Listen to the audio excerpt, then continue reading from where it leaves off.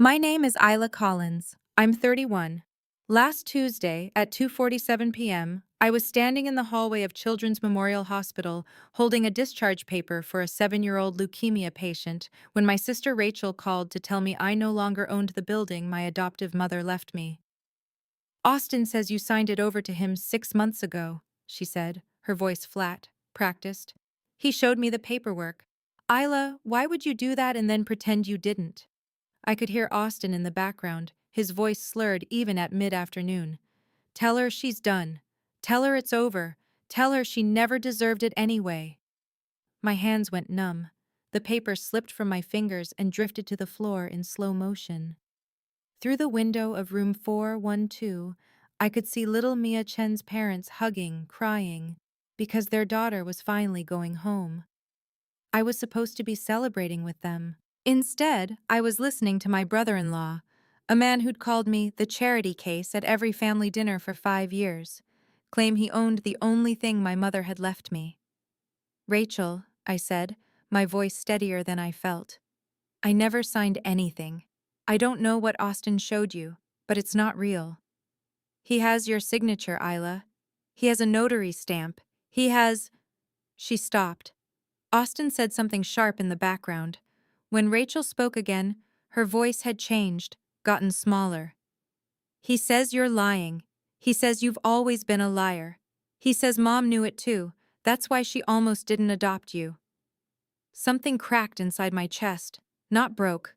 Cracked. Like ice on a lake in early spring. Still holding, but not for long. "Put Austin on the phone," I said. "She wants to talk to you," Rachel said, and I heard the phone shift. Austin's voice came through like gravel in a blender. "What, Isla? You gonna cry about it? You gonna call your lawyer with money you don't have? That building's mine now. 3 stories, 8 tenants, $8,000 a month. I earned it." "You earned it?" My voice stayed level. Years of dealing with parents in crisis had taught me that. "How exactly did you earn a building my mother bought in 1987? "By being actual family," he spat. "By being there. By not being the little orphan she picked up because she felt guilty about not having her own kids. You were a project, Isla. A tax write-off. And now the project's over." I closed my eyes, breathed in through my nose, out through my mouth, the way I taught parents to do when their children were coding. "I'm going to say this once, Austin. I never signed anything. Whatever paperwork you have is fake, and I'm going to prove it." He laughed. It was the sound of someone who'd already won and knew it.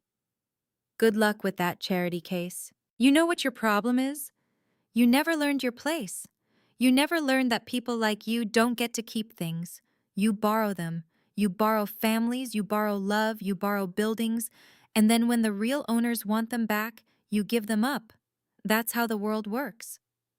"Is that what you told the bank?" I asked, "when you walked in pretending to be me?" Silence. Just for 2 seconds. Then, "I don't know what you're talking about." "The bank on Riverside Avenue. 6 months ago. You walked in with a fake ID that had my name and your picture.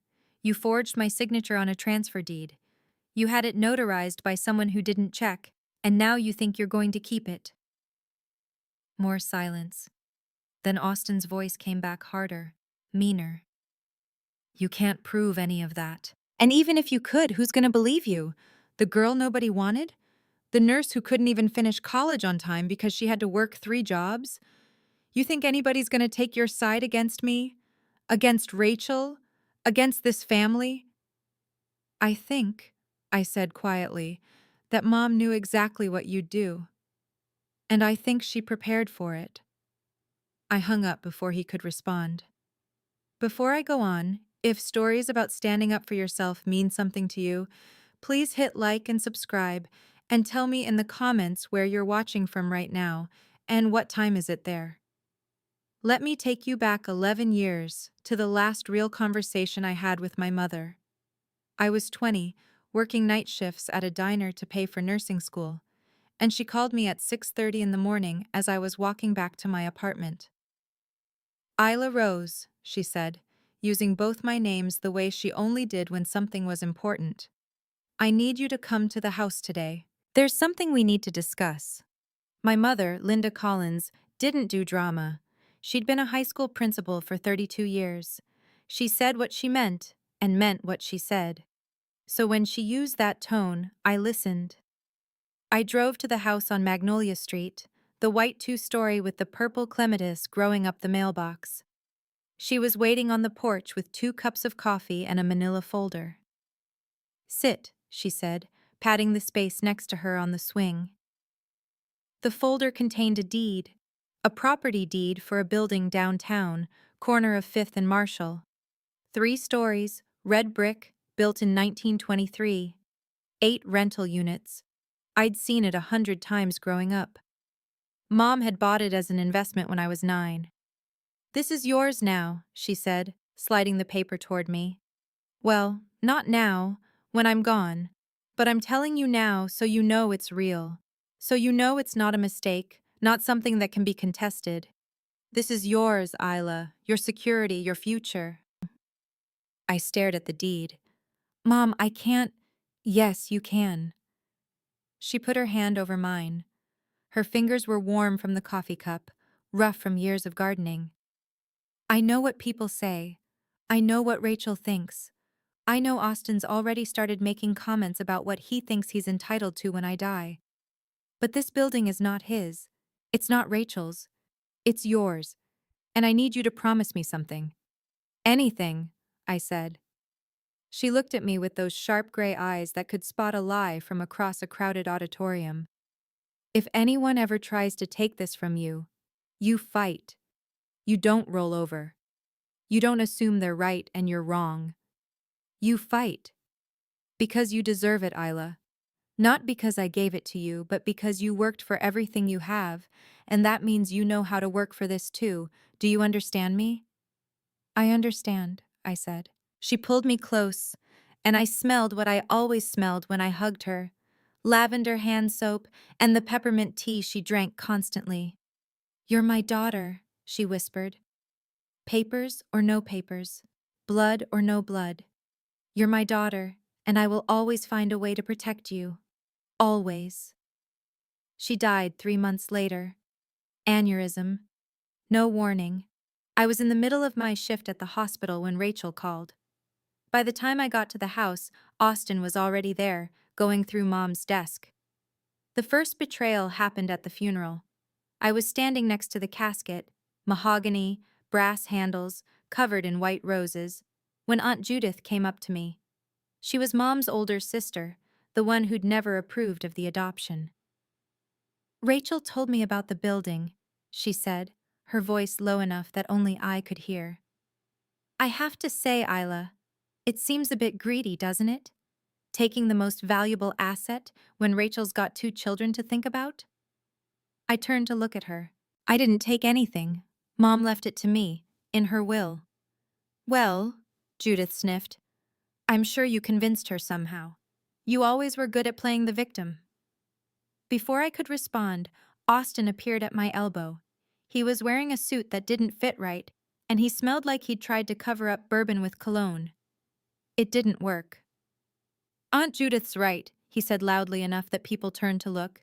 "It's not fair. That building brings in almost $100,000 a year, and you want to keep it all for yourself? What about your sister? What about her kids?" "Austin," I said quietly, "this isn't the time." "When is the time, Isla?" His voice got louder. "When you've already sold it and pocketed the money? When Rachel and I are struggling to make rent while you're living off Mom's hard work?" People were staring now. Rachel was standing 10 feet away, holding her daughter Emma, and she wouldn't look at me.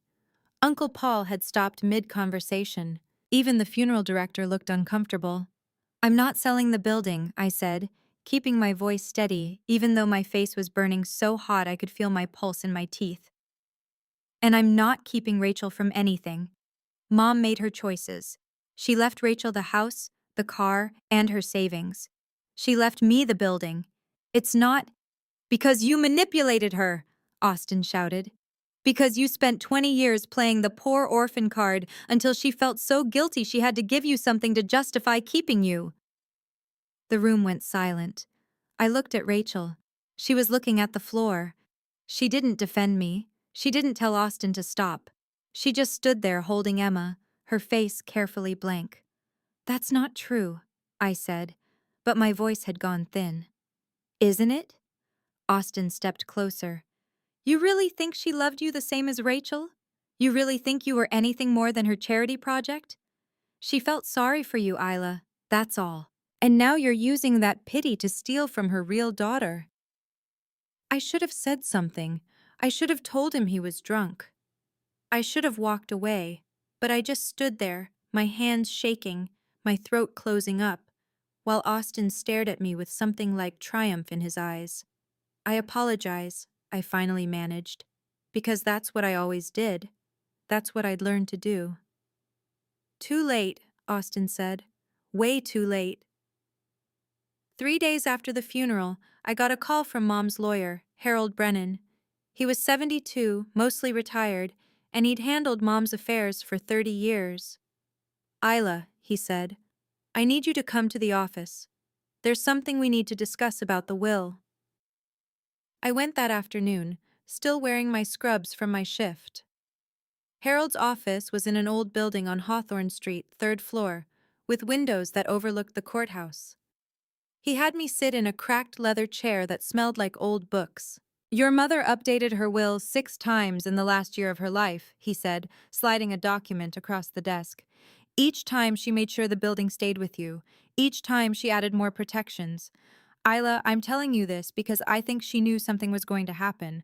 I think she knew someone was going to challenge this."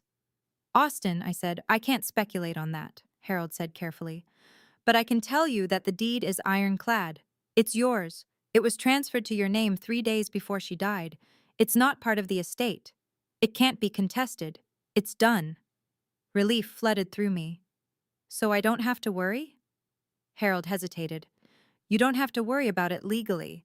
But Ela, people who want to take things from you don't always use the law. They use fear. They use guilt. They use family pressure.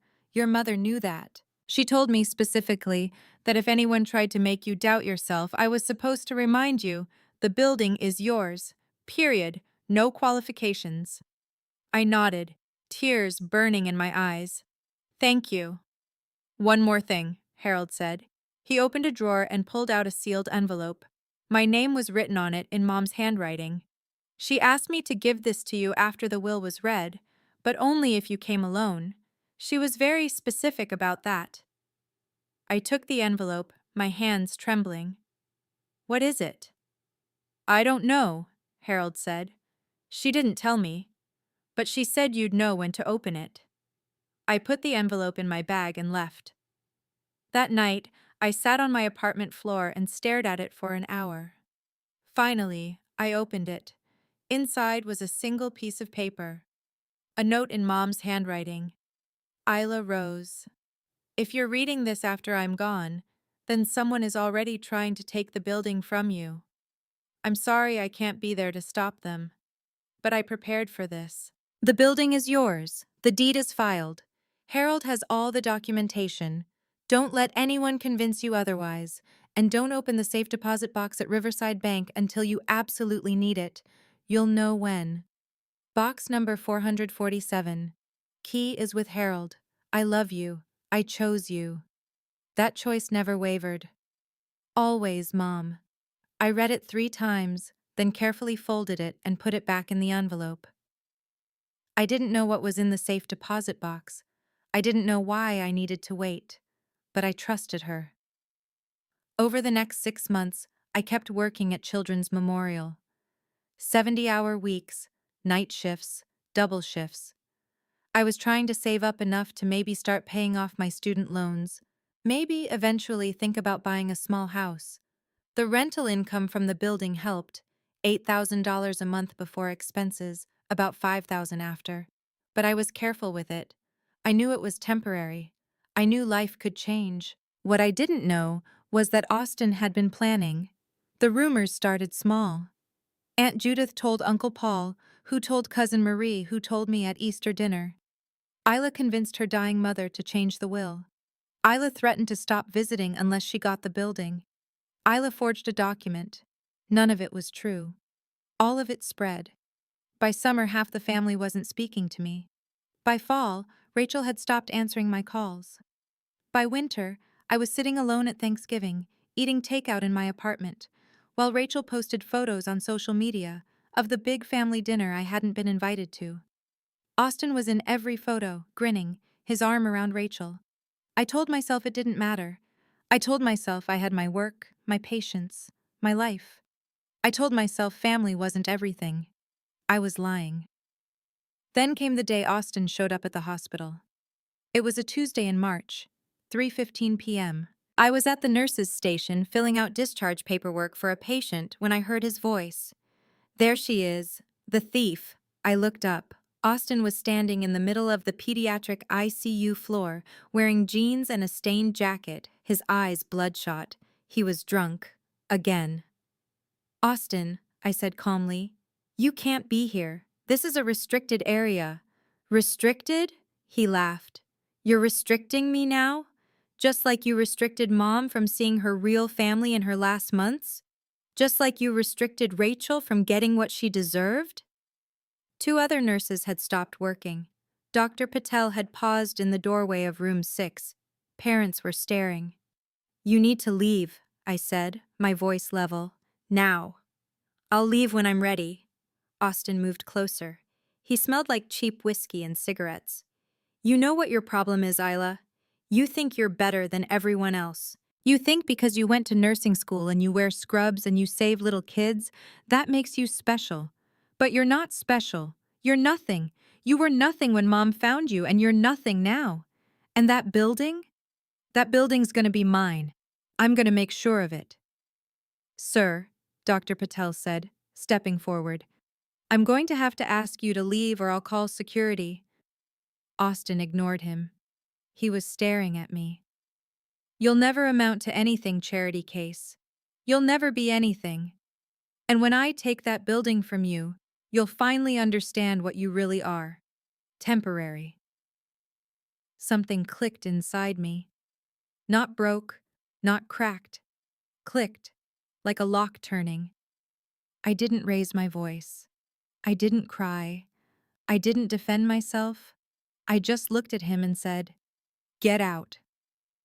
Security escorted him out 3 minutes later. Dr. Patel apologized.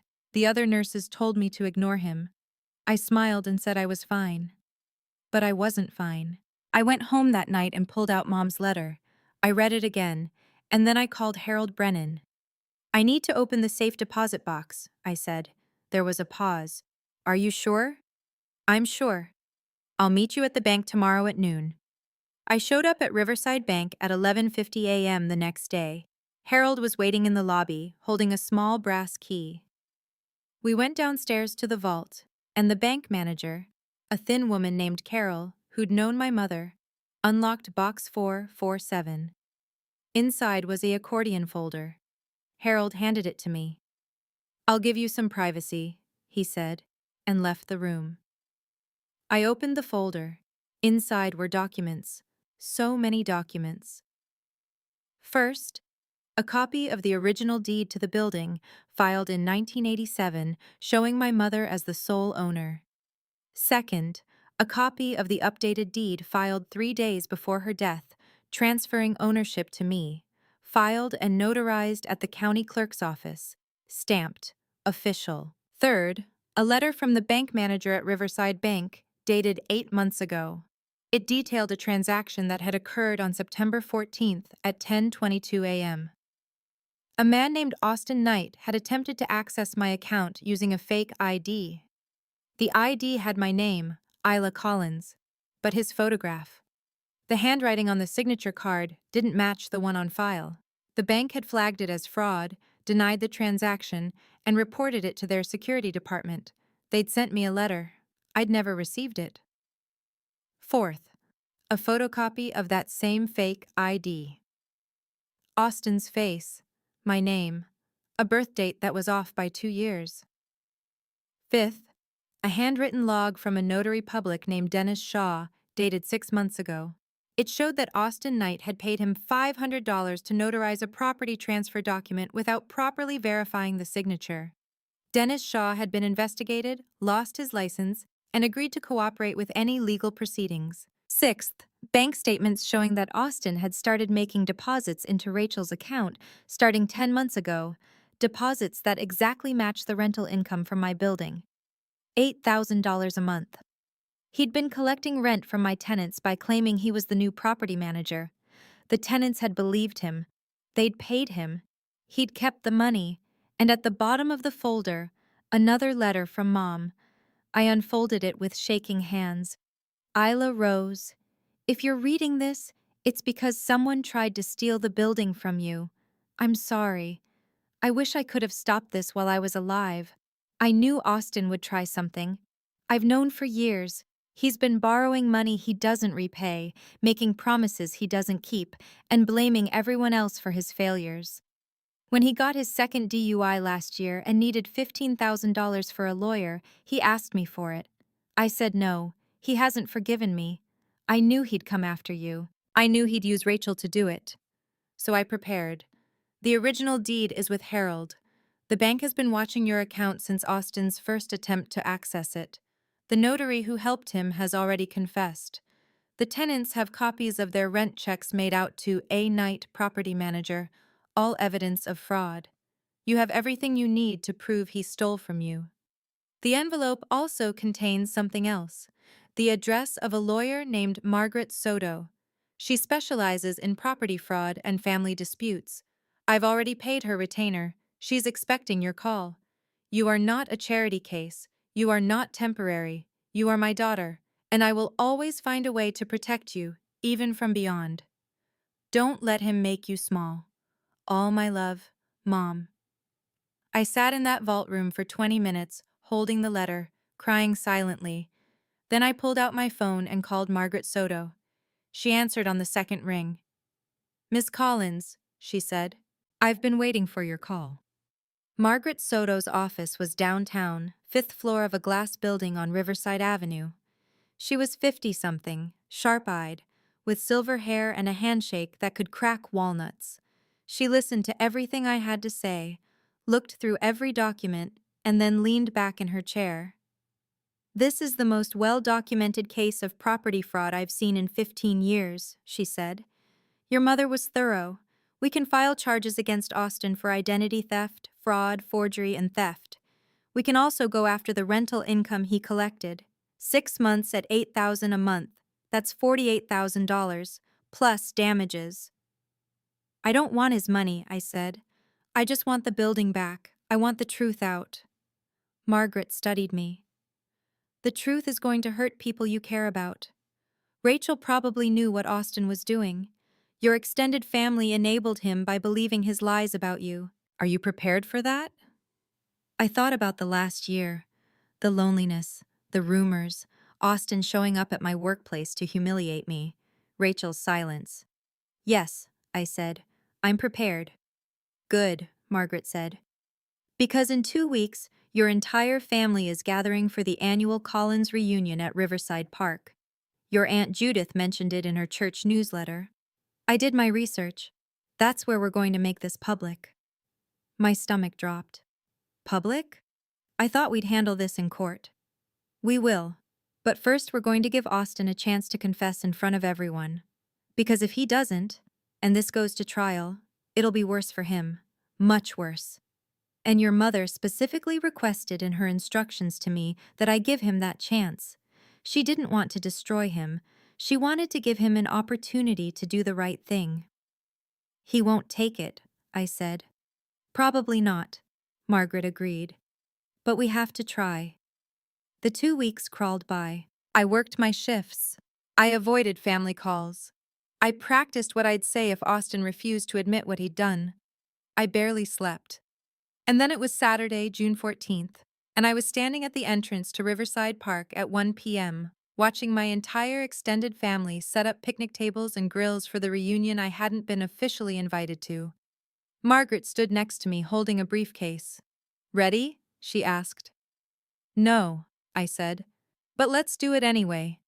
We walked across the grass. 37 people were scattered across the pavilion area. Aunts, uncles, cousins, second cousins, plus Rachel's kids. Austin was at the grill, flipping burgers, holding a beer, laughing at something Uncle Paul said. He saw me, and his face changed. "What are you doing here?" he called out. Everyone turned. "Hello, Austin," I said calmly. "I came to talk about the building." "There's nothing to talk about," he said. "It's mine. You signed it over. It's done." "Actually," Margaret said, stepping forward, "it's not done. My name is Margaret Soto. I'm Ms. Collins's attorney, and I have some documents I think everyone here should see." The crowd shifted. Rachel had gone pale. Aunt Judith looked confused. Uncle Paul frowned. Margaret opened the briefcase and pulled out the folder. 6 months ago, Austin Knight walked into Riverside Bank using a fake ID with Isla Collins's name and his photograph.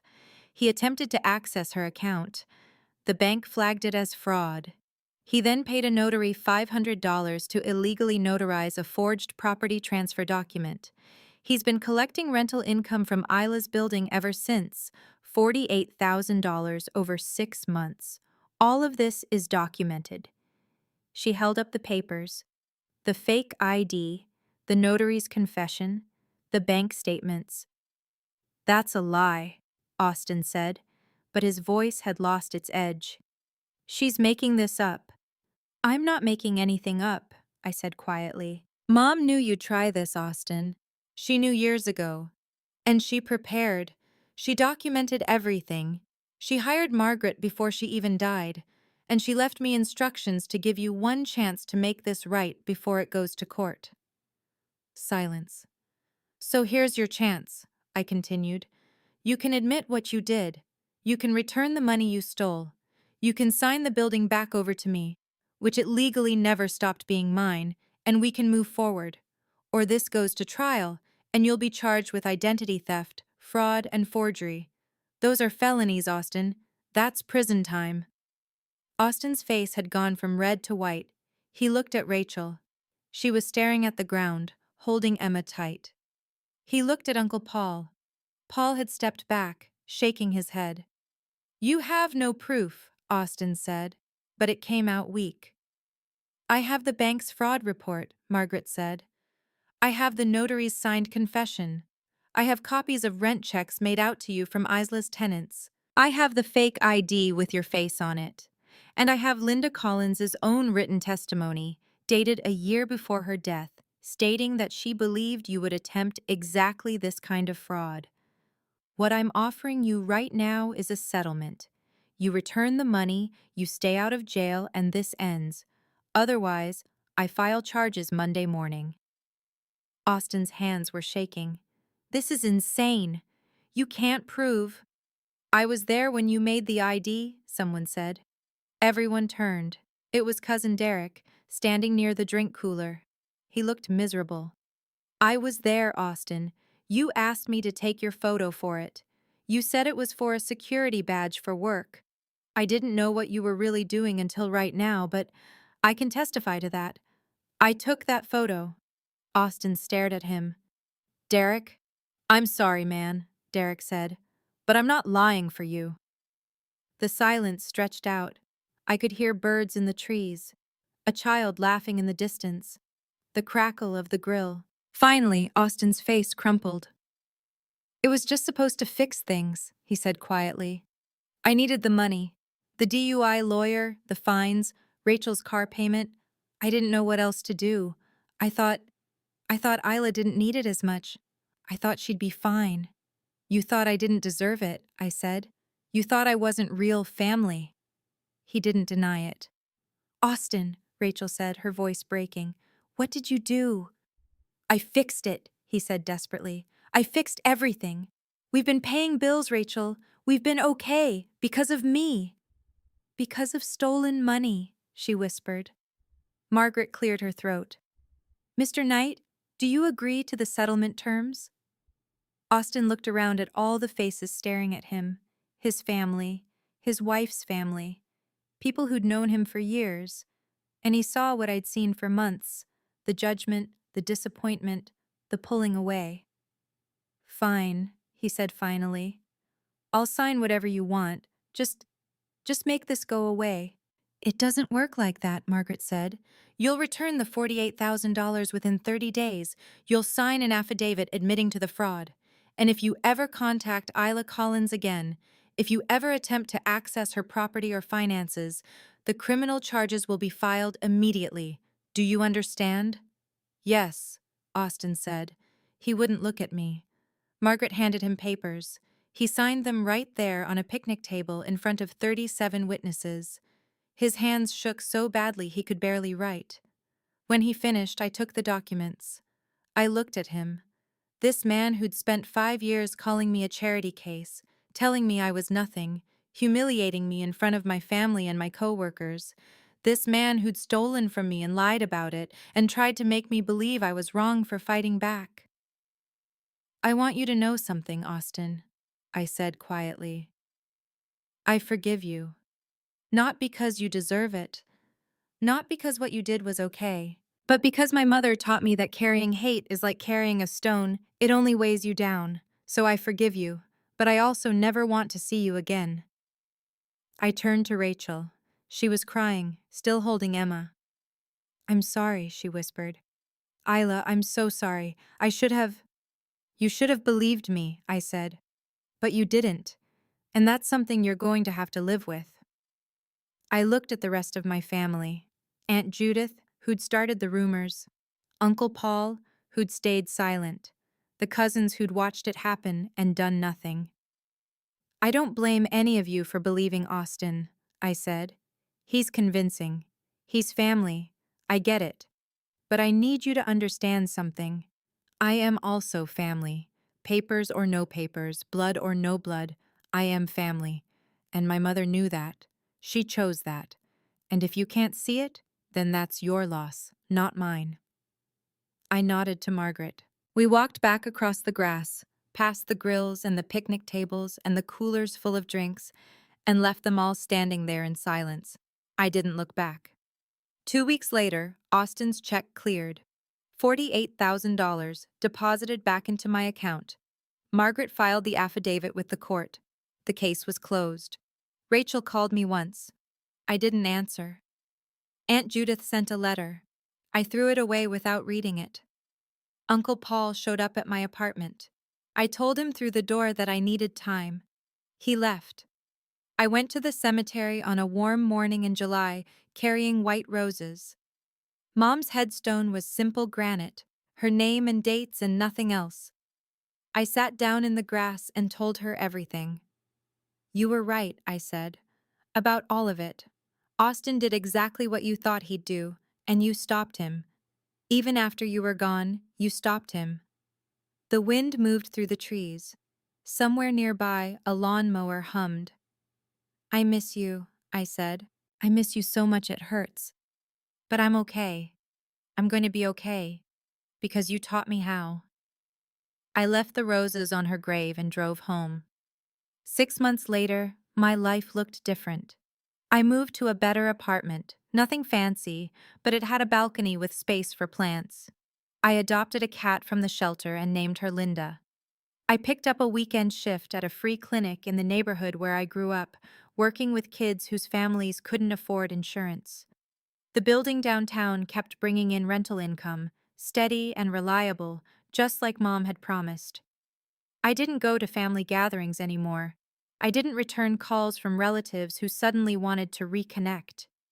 I built a new family instead, coworkers who had my back, friends who believed me without needing proof, patients' families who remembered my name. Rachel and I eventually had coffee. Once. She apologized. I accepted.